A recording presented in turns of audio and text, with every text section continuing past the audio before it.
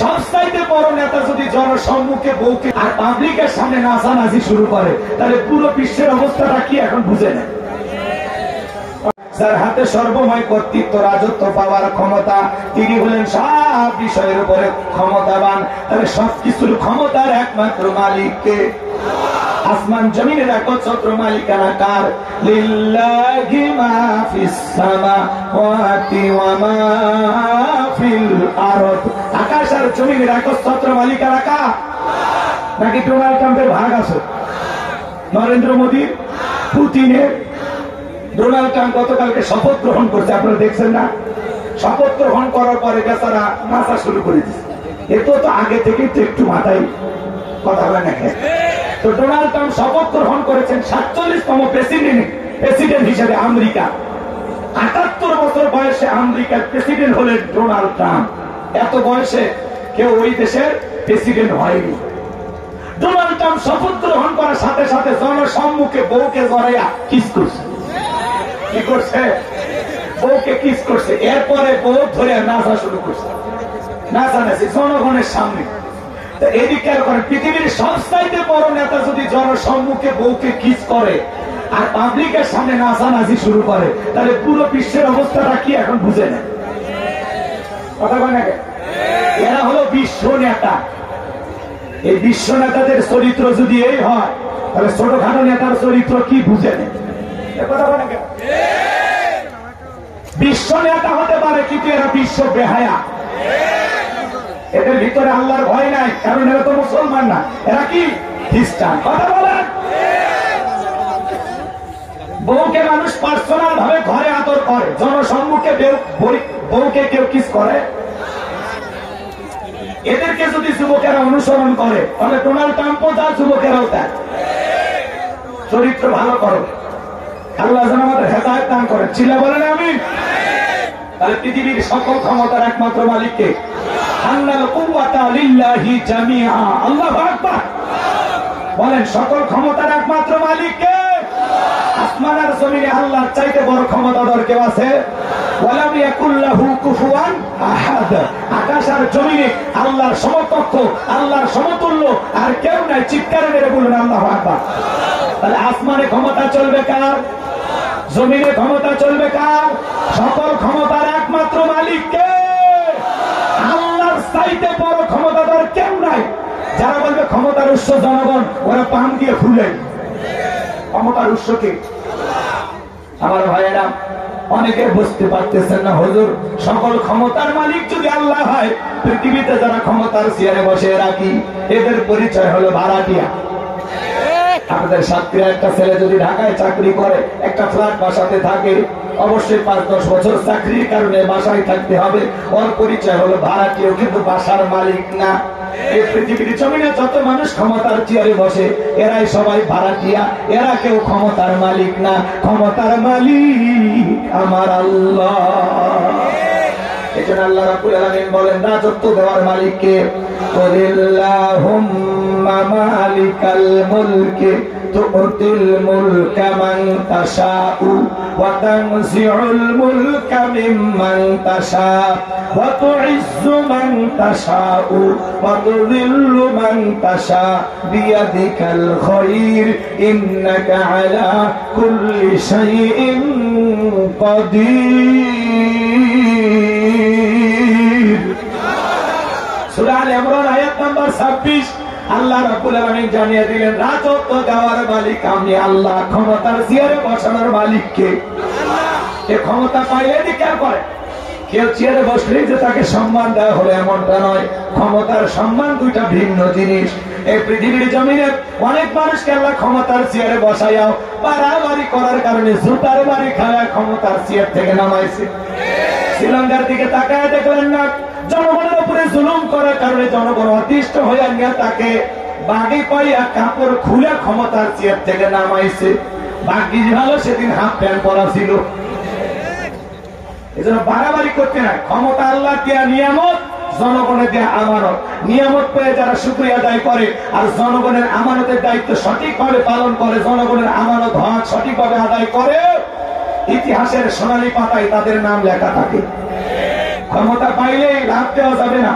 এই দুনিয়ার জমিনে যারা ক্ষমতা পাওয়ার পরে ন্যায় বিচার কায়েম করে, আল্লাহর বিধানকে প্রতিষ্ঠিত করে, মানবতার কল্যাণে, ইসলামের কল্যাণে কাজ করে, মানুষ তাদেরকে সম্মান দেয়, সম্মানের সহিত তাদের নাম উচ্চারণ করে।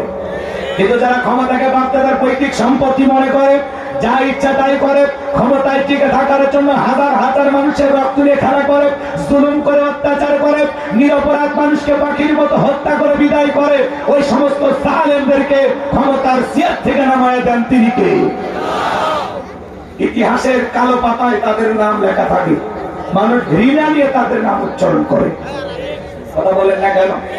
আমার ভাইরা মন খারাপ করবেন না। তাহলে বলেন তো বাজার, ক্ষমতার চেয়ারে বসানোর মালিক কে? কেড়ে নেবার মালিক কে? সম্মান দেওয়ার মালিক কে?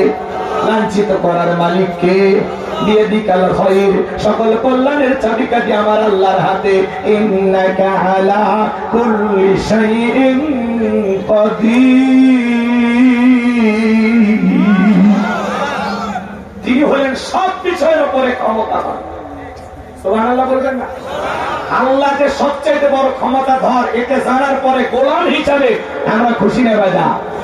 আমরা এমন এক মালিকের গোলামি করি যে মালিক হলো সবার উপরে ক্ষমতাবান, তার চাইতে বড় আর কেউ নাই। তাহলে চিৎকার মেরে বলেন, ক্ষমতার একমাত্র মালিক। আর একটু জোরে বলেন আল্লাহু আকবার। এইবার শোনেন, পুরো পৃথিবীর ক্ষমতা আল্লাহ 4 জন মানুষকে দিয়েছে। জোরে বলেন কয়জন? আরো জোরে। এ জোরে হলো না, একটু জোরে বলবেন, মিছিল করার অভ্যাস করেন। একটু কমাইতে বলছি না ভাই, কমে না তো, একেবারে কমাই দেন।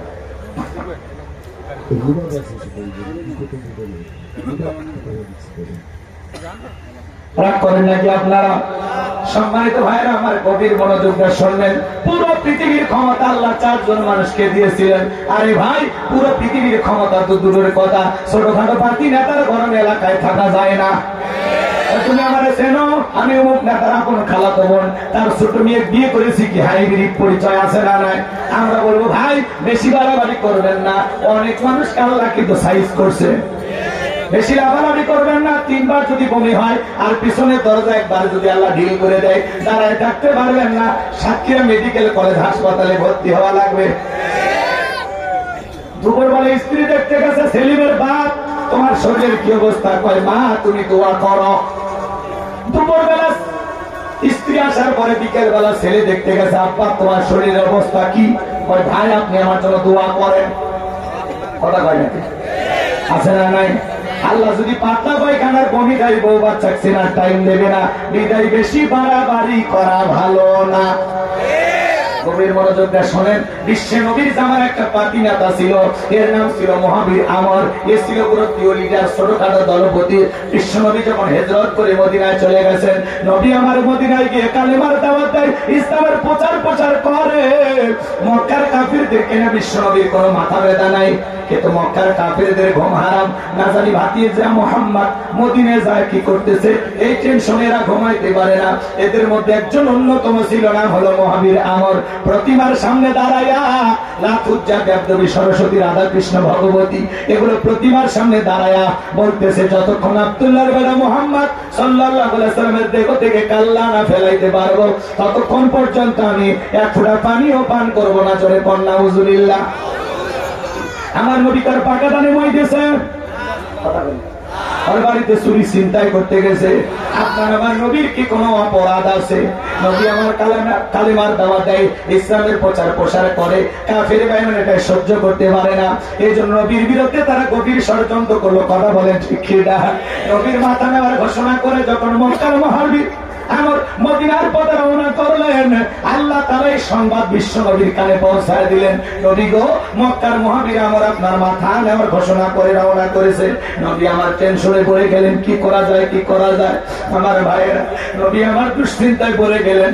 কাছেই বসে দেখেন অনেকগুলো সাহাবীরা বসে আছেন, তাদেরকে লক্ষ্য করে ডেকে বলতেছেন, আমার সাহাবীরা শোনো, মক্কার মহাবীর আমার কাল্লা নেওয়ার ঘোষণা করে রওনা করেছে, তোমরাই বলো এখন কি করা যায়। হযরত ওসমান ডেকে বলেন, নবী, আপনি আল্লাহর এত বড় পয়গম্বর, আপনি আল্লাহ তাআলার কাছে দোয়া করেন ওই মক্কার মুহাজির আমর আপনার চেহারা দেখার আগে আল্লাহর যেন ওর জমিন থেকে বিদায় করে দেয়, ওর যেন প্যারালাইজ করে দেয়। নবী আমার হযরত ওসমানের কথা শুনে হাত তুলে দোয়া করা শুরু করে দিলেন, আল্লাহ ওই মক্কার মুহাজির আমর আমার মাথা নেওয়ার ঘোষণা করে রওনা করেছে, ও আমার কাছে পৌঁছার আগে ওর হাত পা এতটুকু শুধু বলেছেন।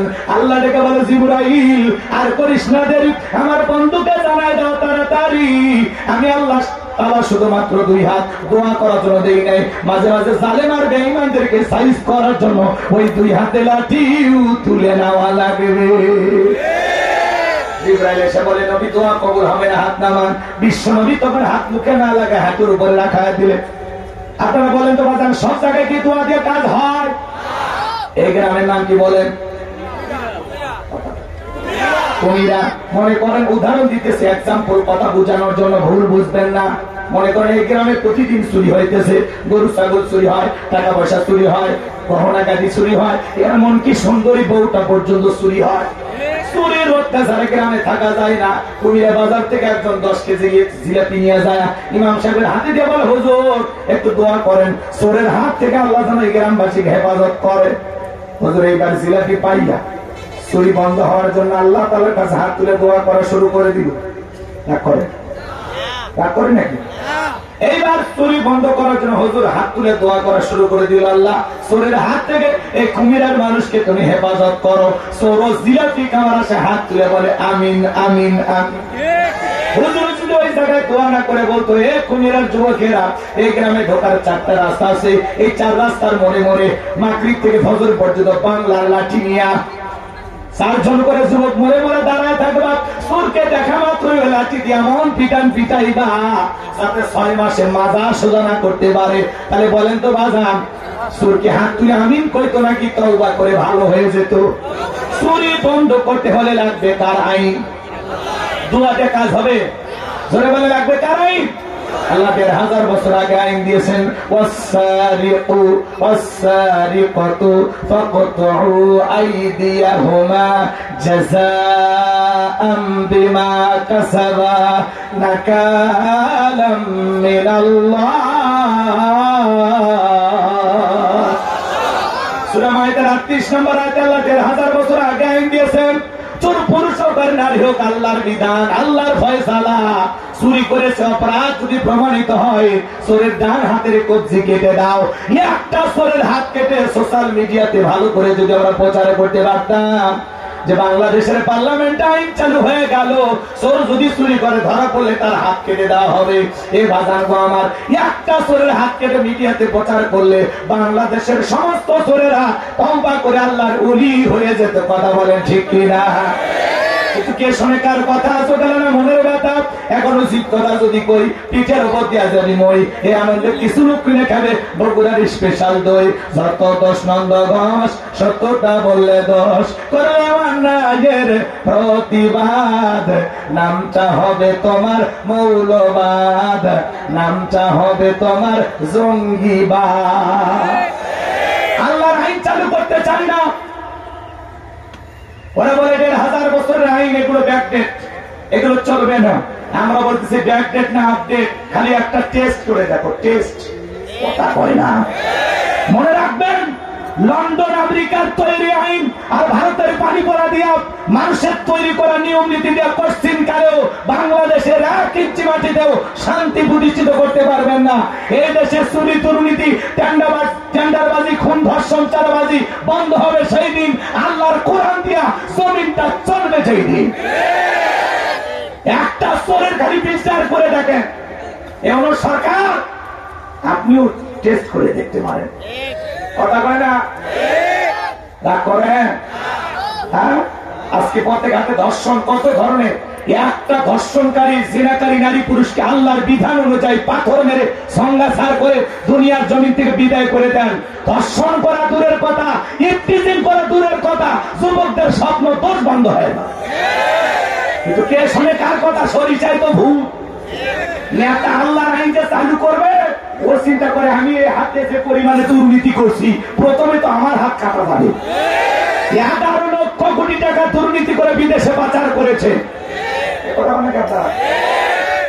এত পরিমাণে দুর্নীতি করছে ভাই, তা হিসাব সারা। প্রধানমন্ত্রী থেকে শুরু করে চৌকিদার চাষাদার পর্যন্ত দুর্নীতি করে গেছে। প্রধানমন্ত্রী বলে আমি ছেলে মেয়ের কিচ্ছু করিনি, কিছু করেননি। আপনার বাড়ির পিয়ন 400 কোটি টাকার মালিক, জনগণ বোঝে না যে চাকর চাকরানির যদি অবস্থা হয় মালিকের কি অবস্থা। আমরা এতবার বললাম ম্যাডাম পদত্যাগ করেন, আল্লাহ বলে কিসের পদত্যাগ? এরা যে অন্যায় অপরাধ করেছে, শুধু পদত্যাগ না, আমি আল্লাহ এদেরকে দেশ ত্যাগ করতে বাধ্য করব।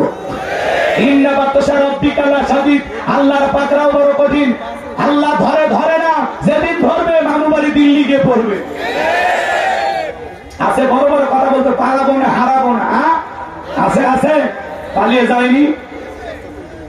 রান্না করা ভাত খাওয়া ভাগ্যে জটিনি, 45 মিনিট সময় পাইছিল। কথা বল, কার খেলা, কার ফয়সালা? আলেমদেরকে বিগত সরকারের পতন হওয়ার পিছনে একমাত্র কারণ নিরীহ আলেমদেরকে, নিরীহ মাদ্রাসার ছাত্রদেরকে হত্যা করা, তাদেরকে লাঞ্ছিত করা। আলেমদেরকে লাঞ্ছিত করেছিল যারা, আজকে পুরো পৃথিবীর সামনে লাঞ্ছিত তারা। প্রধানমন্ত্রীর থেকে শুরু করে এমপি মন্ত্রী, আমলা কামলা, নায়ক গায়ক, শিক্ষক বলেনি, এমনকি ইউনিয়ন পর্যায়ে নেতা কর্মী পর্যন্ত পালিয়ে গেছে, মসজিদের হুজুরও পালিয়ে গেছে।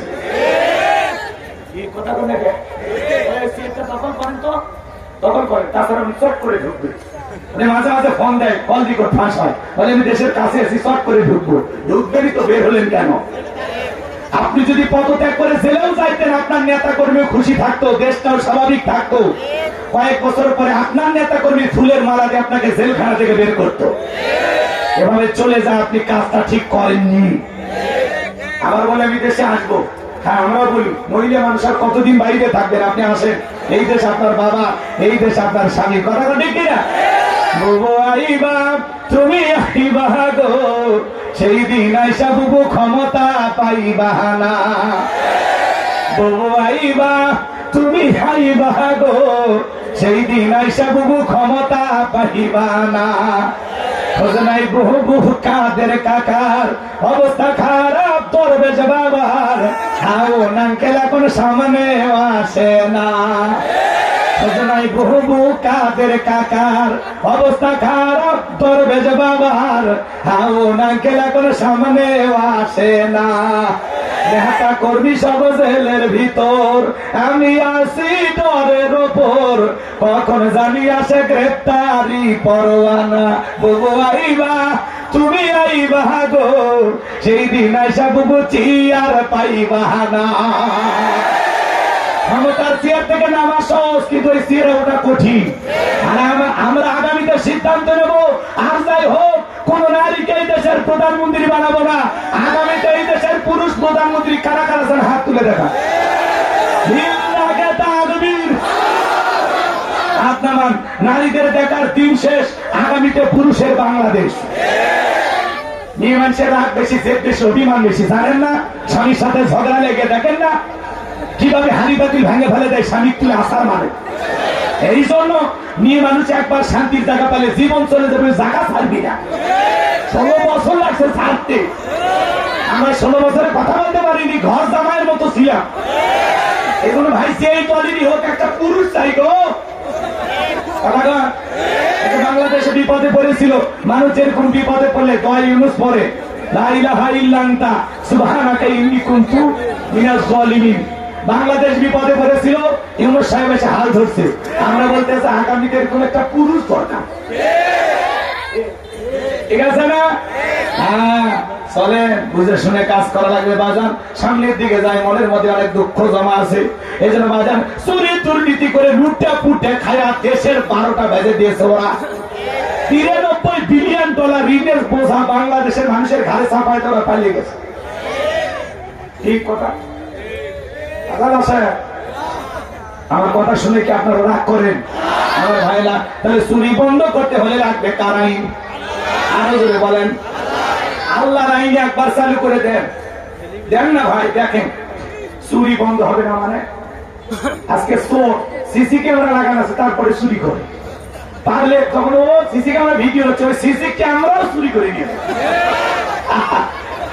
চুরি বন্ধ হচ্ছে না। মসজিদের জুতার থেকে শুরু করে সব চুরি হয়। কি চুরি হয়? আপনার বইয়ের 3 পিস বাইরে রাখেন তো, ওটা চুরি হয়। মসজিদের বাইরে আমারই 3 জোড়া জুতো চুরি হয়েছে আজ পর্যন্ত। চিন্তা করেন, আজ পর্যন্ত আমরা জুতে চুরি বন্ধ করতে পারি। আর রাস্তার এত বড় বড় খাদে খালি চুরি আর দুর্নীতি, চুরি আর দুর্নীতি। কিসের পুকুর চুরি? ওরা সাগর চুরি করে খায় ফেলে দিচ্ছে, জনগণ টেরি পায়নি। কথা বল। তাহলে এই জমিন আল্লাহর আইন চালু হওয়ার দরকার আছে না নাই? আল্লাহ এই জমিনকে কোরআন আর ইসলামের জন্য কবুল করুন, ছিল বলুন আমিন। সবকিছু দেখা শেষ, আগামীতে কোরআনের বাংলাদেশ আল্লাহ যেন কবুল করেন, জোরে বলেন আমিন। সম্মানিত ভাইরা আমার, নবী আমার টেনশনে পড়ে গেলেন। জিবরাইল এসে বলে, নবী দোয়া কবুল হবে না। নবী তখন হাত মুখে না লাগায় হাতের উপরে রাখা দিলেন। আমরা অনেকে মোনাজাত করি, অনেকে দোয়া করে এরকম দড়ি পাকায়। আগেকার দাদারা এরকম পাটের দড়ি পাকায় তো, কথা কয় না? অনেকে দোয়া করে আর প্রেশার মাপে, আছে না? অনেকে চুপচাপ হাত এরকম ধরে থাকে, কেউ আবার হাতই তোলে না। হুজুর যখন মোনাজাত শেষ করে বলে আমিন, তখন বলে আমিন। হুজুর আজকের মোনাজাত শেষ হয়েছে। এরকম সালাক আছে না নাই?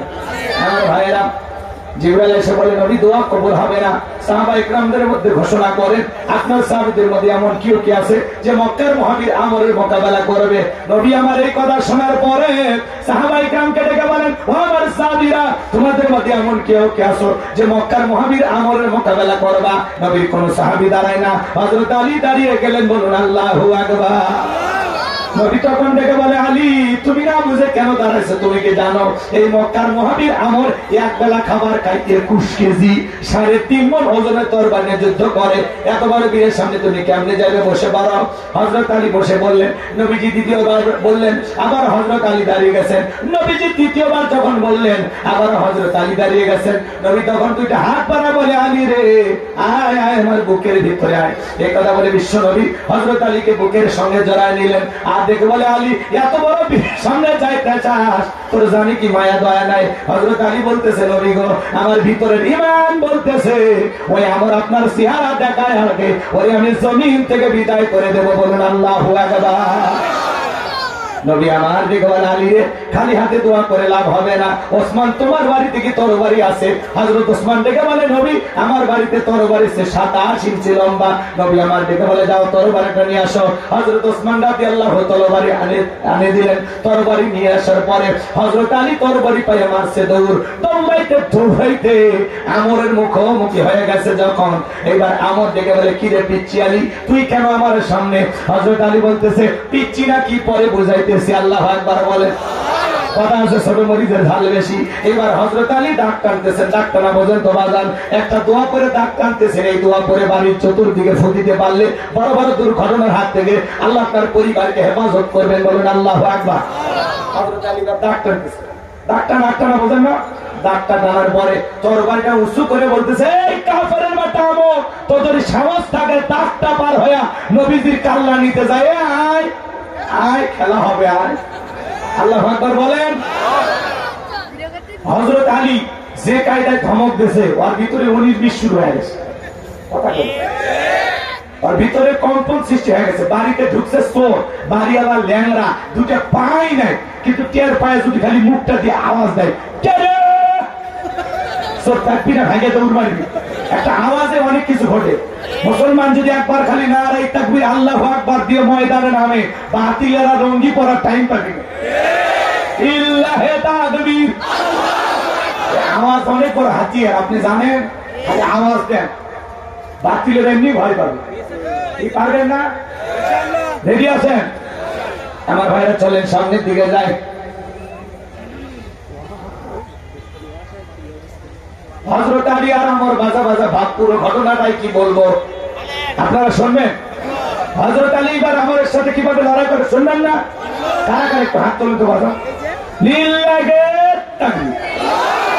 আল্লাহ রাব্বুল আলামিন বলেন, তাবারাকাল্লাযী বিয়াদিহিল মুলকু ওয়া হুয়া আলা কুল্লি শাইইন কাদির। মহামান্বিত সেই সত্তা যার হাতে সর্বময় কর্তৃত্ব, রাজত্ব পাওয়ার ক্ষমতা, তিনি হলেন সব বিষয়ের উপরে ক্ষমতাবান। বলেন আল্লাহু আকবার। তাহলে পুরো পৃথিবীর ক্ষমতা আল্লাহ 4 জনকে দিয়েছিলেন। হে বাজার গো আমার, এর মধ্যে 2 জন ইমানদার আর 2 জন হলো কাফির। ইমানদার 2 জনের একজনের নাম হলো নবী সুলাইমান। সুবহানাল্লাহ বলেন। নবী সুলাইমান আলাইহিস সালামকে আল্লাহ রাব্বুল আলামিন तमाम পৃথিবীর রাজত্ব পাওয়ার ক্ষমতা দিয়েছিলেন। জিন ইনসান মানব দানব সকলে তার হুকুম মানতে বাধ্য ছিল। আল্লাহু আকবার। নবী সুলাইমান আলাইহিস সালামকে আল্লাহ পাক এমন একটা তখ্তের সিংহাসন দিয়েছিলেন, আমার ভাইয়েরা, বাতাসকে অর্ডার করা মাত্রই যেখানে ইচ্ছা পয়গম্বর সেখানে বাতাস এই সিংহাসন উড়িয়ে নিয়ে যাইতো। বলুন সুবহানাল্লাহ। এখনো জাহাজ গাড়ি হাওয়াই চলে, ওগো কলেরই বিধান, একদিন বিনা কলে হাওয়াই চলতো নবী সুলাইমান, মোরা সেই মুসলমান। আল্লাহু আকবার। নবী সুলাইমানের রাজত্বের কাহিনী বা ঘটনা যদি আমি বলতে চাই 2-3 ঘন্টা সময় লেগে যাবে, ওই দিকে আমার যাওয়ার সুযোগ নাই। আমার একটা মূল টার্গেট আছে, সেই থেকে আমাকে যেতে হবে। রাগ করে? 1 নাম্বার, নবী সুলাইমান আলাইহিস সালামকে আল্লাহ পাক পুরো পৃথিবীর রাজত্ব পাওয়ার ক্ষমতা দিয়েছিলেন। 2 নাম্বার, বাদশা জুলকারনাইনকে আল্লাহ পাক পুরো পৃথিবীর রাজত্ব পাওয়ার ক্ষমতা দিয়েছিলেন। সূর্য উদয় হতে সূর্য অস্তগামী পর্যন্ত, পূর্ব থেকে পশ্চিম পর্যন্ত পুরোটা পৃথিবীর ক্ষমতা আল্লাহ বাদশা জুলকারনাইনকে দিয়েছিল। এই বাদশা জুলকারনাইনকে আল্লাহ পাক পৃথিবীর ভূখণ্ডে 1 নয় 2 নয় 1600 বছর হায়াত দিয়েছিলেন। বলুন সুবহানাল্লাহ। 1600 বছর পাওয়ার রাজত্ব ক্ষমতা পাওয়ার পরে বাদশা জুলকারনাইন কখনো মানুষের প্রতি জুলুম করে নাই। সারাটা জীবন মানবতার কল্যাণে, ইসলামের কল্যাণে, আল্লাহর ভালোবাসায় কাটিয়ে দিয়েছেন। বলেন আল্লাহু আকবার। ইয়াজুজ মাজুজের জন্য যে বিশাল প্রাচীর নির্মাণ করে দিয়েছিলেন যেই বাদশা, কথা বোঝেন নাই, সেই বাদশার নাম বাদশা জুলকারনাইন। ওইদিকে ঘটনাগুলো বলতে গেলে লম্বা হবে, লম্বা করার সুযোগ নাই। তাহলে 2 জন ইমানদার বাদশাকে আল্লাহ পুরো পৃথিবীর ক্ষমতা দিয়েছিলেন। 1 নাম্বার নবী সুলাইমান আর 2 নাম্বার বাদশা জুলকারনাইন। আর 2 জন কাফিরকে আল্লাহ পাক পুরো পৃথিবীর রাজত্ব পাওয়ার ক্ষমতা দিয়েছিলেন। এর মধ্যে একজন জালেম বাদশা, যার নাম ছিল বাদশা বখতে নাসর কিরাম। এই বাদশা বখতে নাসরের জামানায় আল্লাহ পাক তার একজন পয়গম্বর পাঠিয়েছিলেন। সেই নবীর নাম হলো দানিয়েল। আল্লাহ নবী দানিয়েল আলাইহিস সালাম তার উম্মতদেরকে ডেকে বলেন, ইয়া বানি ইসরাঈল আযকুরু নি'মাতি আল্লাতী আন'আমতু আলাইকুম ওয়া আন্নী ফাদ্দালতুকুম আলাল আলামিন। আল্লাহ নবী দানিয়েল আলাইহিস সালাম ডেকে বলেন, ও বনি ইসরাঈল উম্মতেরা, দাম্ভিকতা করো না, অহংকার করো না। তোমাদের বাপ দাদা কৃতদাস ছিল, মানুষের বাড়িতে গোলামের কাজ করতো, দাসত্বের জিন্দেগি ছিল। সেই দাসত্বের জিন্দেগি থেকে আল্লাহ তাআলা তোমাদেরকে মুক্ত করেছেন, স্বাধীন করেছেন। বিদায় আল্লাহ তাআলার কৃতজ্ঞতা আদায় করো, আল্লাহ তাআলার নিয়ামতের শুকরিয়া আদায় করো। তিনি তো প্রশংসার একমাত্র মালিক। এখনো সময় আছে, তোমরা পরিবর্তন হয়ে যাও। গাছের পূজা করো না, মাছের পূজা করো না, চন্দ্রের পূজা করো না, সূর্যের পূজা করো না, একমাত্র আল্লাহর ইবাদত করো। পয়গম্বর তাদেরকে দিনে দাওয়াত দেয়, রাতে দাওয়াত দেয়, সকালে দাওয়াত দেয়, বিকেলে দাওয়াত দেয়। পয়গম্বরের দাওয়াত শুনে ডেকে বলে, পয়গম্বর পুরান দিনের গল্প সময় লাভ নাই, বাপ দাদা কি করেছিল আমরা জানতে চাই না। আমরা তো এখন চাকর না, আমরা তো মুক্ত স্বাধীন। আমাদের টাকা পয়সা, গাড়ি বাড়ি, আমার প্রমোদ সুখ বিলাসিতার কোনো কিছুর অভাব নাই। বিদায় আল্লাহর ইবাদত করার সময় নাই। আল্লাহ নবী দানিয়েল সালাম সুন্দর করে দাওয়াত দেন, কোন মতেই যখন তারা দাওয়াত গ্রহণ করে না। লম্বা ইতিহাস, লম্বা ঘটনা সংক্ষিপ্ত করে বলে দিয়ে যায়। আল্লাহ নবী দানিয়েল তখন ডেকে বলে, আমার বনি ইসরাঈল উম্মতেরা শোনো, কোন জাতির মানুষ যদি দাম্ভিকতা করে, অহংকার করে, আল্লাহ তাআলা তখন ওই কওমের উপরে, জাতির উপরে 2 ধরনের আযাব আর গজব পাঠায়। 1 নাম্বার হলো আসমান জমিনের গজব দিয়ে, আযাব দিয়ে আল্লাহ ওদেরকে ধ্বংস করে দেয়। আর না হয় তাদের ভাগ্যে জালেম শাসক পাঠায়া দেয়। দেশের এদিক খেয়াল করে, দেশের জনগণ হবে যেমন, নেতাও হবে তেমন। আপনি যতদিন ভালো না হতে পারবেন ততদিন ভালো নেতা আশা করে কোনো লাভ নাই। কথা কর, আপনি 1 নম্বর নেতা, 1 নম্বর